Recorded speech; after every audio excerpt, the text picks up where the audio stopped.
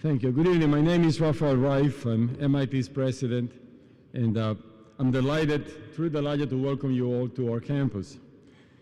Tonight's dinner and tomorrow's program spring from the collective wisdom and hard work of a committee of faculty from Harvard, Berkeley, Stanford, and MIT, a cross-institutional and transcontinental collaboration for which we're all very grateful.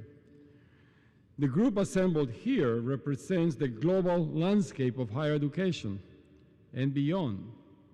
The 125 confirmed registrants represent 75 institutions, with 20 of our colleagues coming from universities in China, Australia, England, Canada, Switzerland, Hungary, the Netherlands, South Korea, Singapore, and South Africa. We're also joined by colleagues from foundations, corporations, media, and government. The breadth of the group here suggests that the interest in digital learning remains intense, and that we all recognize that the stakes are high.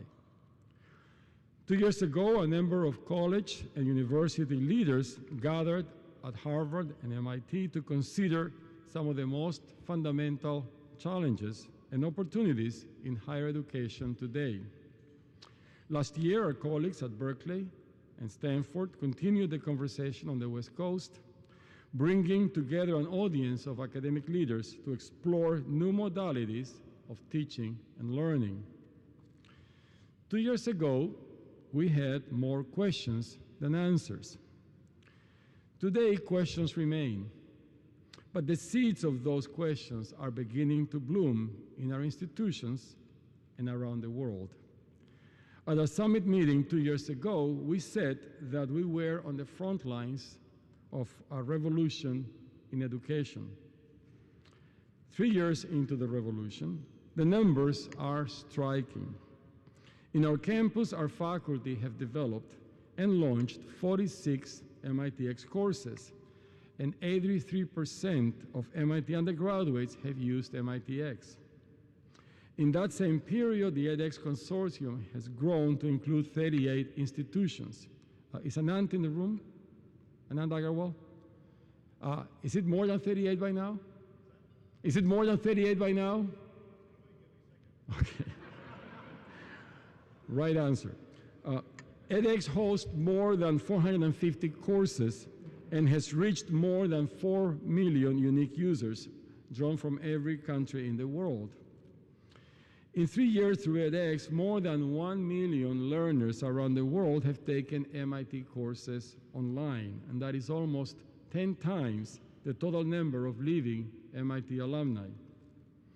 Those big numbers translate into extraordinary impact on individual lives.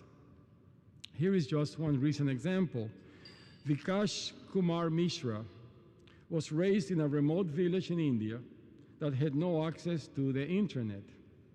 In order to take edX classes in engineering, physics, aerodynamics, and mathematics, he traveled to Delhi simply to get online. Today, thanks to edX, he's completing a triple major at the University of Arkansas. Next fall, he will become a research affiliate in MIT's Department of Nuclear Science and Engineering, and will apply for admission to the department's PhD program. Thanks to edX, his life has changed for good. Over the last 2 years, digital learning has grown tremendously, and in the process, it has grown normal too.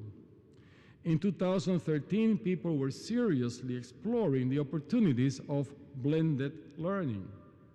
But now, in many contexts, blended learning is simply the way that education gets done, sometimes blurring the lines between traditional residential learners and those around the world.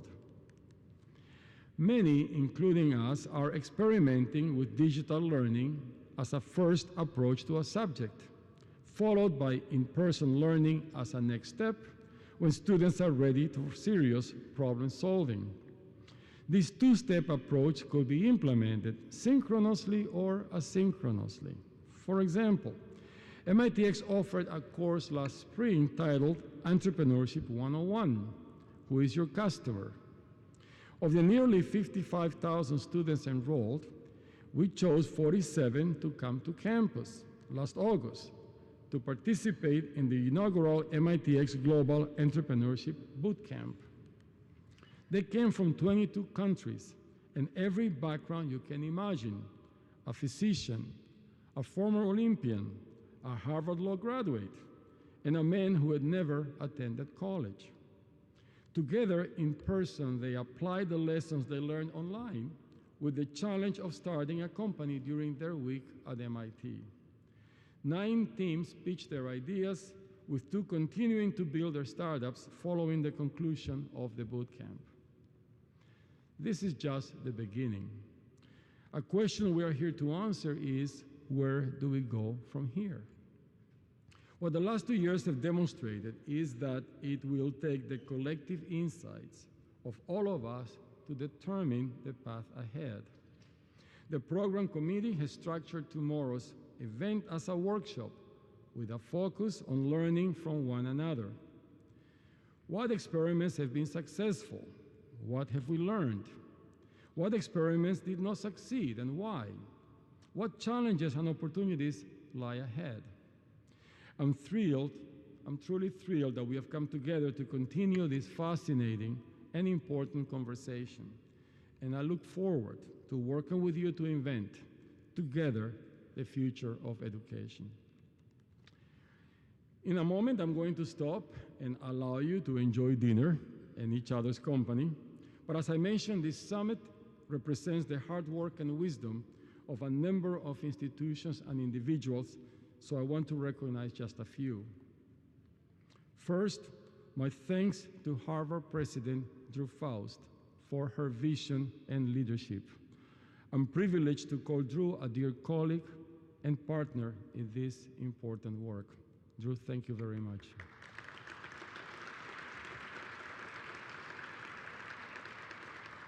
I'm grateful too to Berkeley Chancellor Nicholas Dirks and Stanford President John Hennessy for supporting this 2-day program. On behalf of Chancellor Dirks and President Hennessy, we're pleased to welcome from Berkeley Kathy Koshland, Vice Chancellor for Undergraduate Education. And I didn't see Kathy earlier today. Is she here? Oh, there she is. Kathy, thank you for being here. And from Stanford, John Mitchell, Vice Provost for Teaching and Learning. John, are you here? There we go. Thank you. I want to thank Kathy and John for their terrific work on the program committee and indeed for joining us tonight. I also want to thank Peter Ball, Harvard's Vice Provost for Advances in Learning, and I saw Peter earlier at the head table, and Eric Grimson, MIT's Chancellor for Academic Advancement, for co-chairing the program committee. Organizing an event like this, in addition to everything else they do, is no small feat, and I'm deeply grateful to both Peter and Eric. Thank you.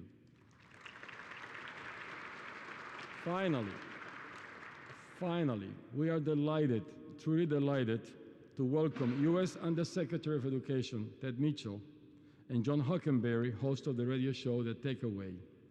The national perspective on education is central to the issues we face across the higher ed landscape. So we are honored and delighted that Undersecretary Mitchell has taken the time out of extremely busy schedule to join us for this important discussion. Thank you very much, Ted.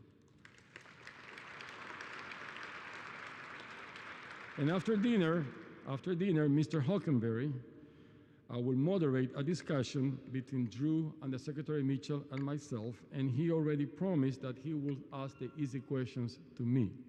For now, let's enjoy our time together, and I will come back in about 1 hour to start the panel conversation. Thank you very much.